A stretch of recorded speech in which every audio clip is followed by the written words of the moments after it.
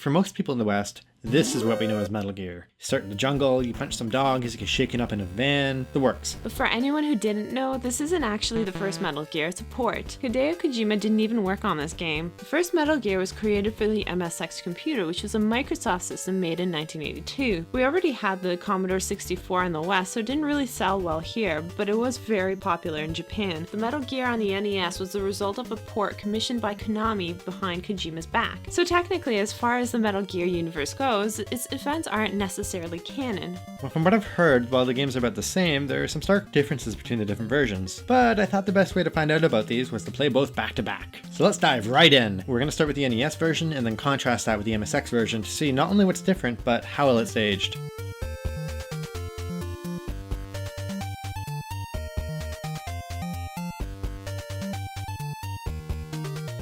So, the story of Metal Gear on the NES is about Solid Snake, a rookie operative for the Special Forces team Foxhound. You infiltrate enemy territory to rescue prisoners, specifically your own comrade Gray Fox, and destroy the mecha tank Metal Gear. Running your operation is Big Boss. The very same Big Boss we'll be playing as in Phantom Pain. This game actually takes place in '95, about 11 years after Phantom Pain. The game starts you off parachuting out of a helicopter with 3 other team members. Who are they? No one knows. When you land, you're alone, and they're never referenced again. I like to think they got stuck in some trees, and Snake just continued on like nothing happened. The game focuses on stealth combat. Times arise where you must take the enemy by force, but most of the time if you stay out of the enemy's line of sight, you can slip by without conflict. For an NES game, there's a lot of depth here. There are 5 buildings in total connected through jungle sections and a desert. The buildings usually have multiple floors to go through. You have to search the rooms to free the prisoners and gather information, but to open the doors you need the right key cards. There are a wealth of weapons and items for you to find to help you progress along the way. So the game essentially boils down to sneaking past guards, searching rooms, getting items, and freeing prisoners. Besides getting vague information and generally being a nice thing to do, saving prisoners count towards your total score that eventually increases your class rank, which increases your health and ammo limits, which is actually required to finish the game, so you have to do it.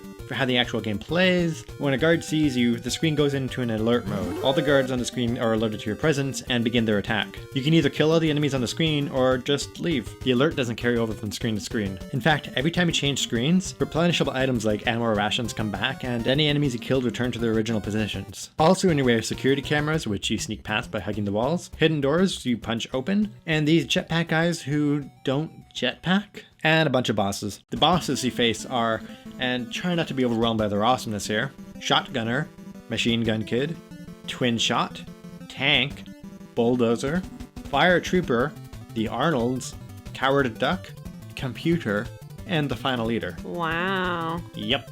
You fight Shotgunner directly after finding and freeing Gray Fox. The Twin Shots are 2 artillery people on the roof. The Arnolds are 2 cyborgs guarding doors, again with the Terminator. Coward Duck is a dick who hides behind hostages and throws boomerangs at you. And the Computer is the main controller of Metal Gear. Wait, so what about Metal Gear? Metal Gear. Metal Gear. Metal Gear. Metal Gear. Metal Gear! You never actually see Metal Gear. You blow up the computer instead. Kind of a letdown, right?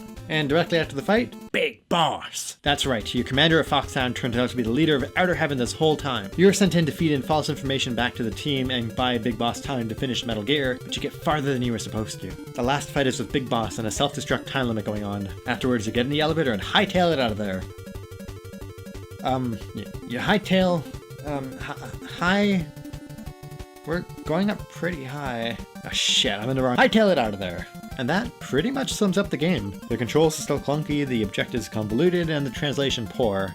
But I still had a good time with it. It's cool how complicated and thought out the game is. Oftentimes progressing means backtracking to visit areas with new keycards, and it really gives you the feeling that you're infiltrating an enemy base. Pretty impressive. So how does this stack up to the original version? Well, to be honest, with all the differences I heard about, I was expecting the NES port to loosely follow the progression of the original, getting the same idea across, but still being a different game. But they're actually surprisingly similar. Even a lot of the map layouts are the same. Supposedly, Konami gave the small team just 3 months to port the game to the NES. They faced a lot of hardware limitations and were asked by corporate to intentionally make the game different than the one on MSX. But still, let's dive deeper and see exactly what's different. So from the get-go, the game starts with Snake infiltrating underwater, not dropping by parachute. In fact, there's no jungle at all. The other difference you'll notice here is the alert system. While it's true you can still go off screen to turn off the alert system like in the NES, there's a second high alert mode that persists. It's like they can tell where you are, even without cameras.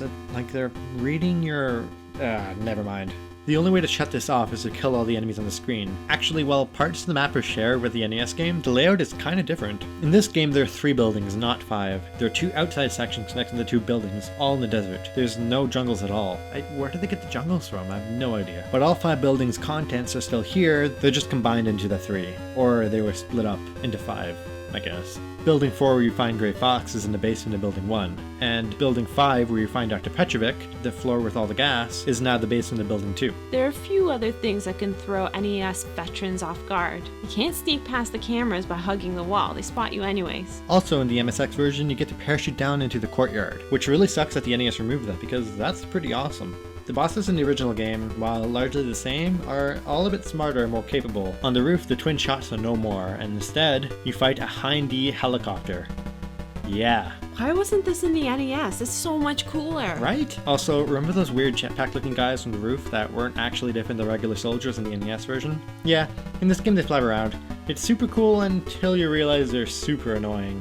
Finally, the biggest difference in this game. You know how before you didn't actually fight Metal Gear in Metal Gear? You just blew up a computer? Yeah, Metal Gear's in this game, and it looks pretty awesome. You get to see this tank in action. It actually just sits there and lets you blow it up while its security shoots at you. You have to use plastic explosives, but you gotta do it in a specific order that Dr. Petrovic, one of the people you rescue, teaches you. You need 16 explosives in total, but he forgets where to put the last one. Thanks. And after that, you fight Big Boss and hightail it out of there. Again. And that's it. That's the original Metal Gear. The story is still the same deal, so if you only played the NES one, you weren't misled very much. Except for those original 3 guys in the shopper. They're all a lie. Overall, this game looks way more fun. You can tell that they were struggling to convey all the ideas that Kojima had in the original game with the NES version. If you're thinking about going back to play Metal Gear, I'd say play the MSX version rather than the NES. A lot of Kojima's ideas didn't translate into the NES, making for a watered down experience. But this is definitely the definitive way to play Metal Gear.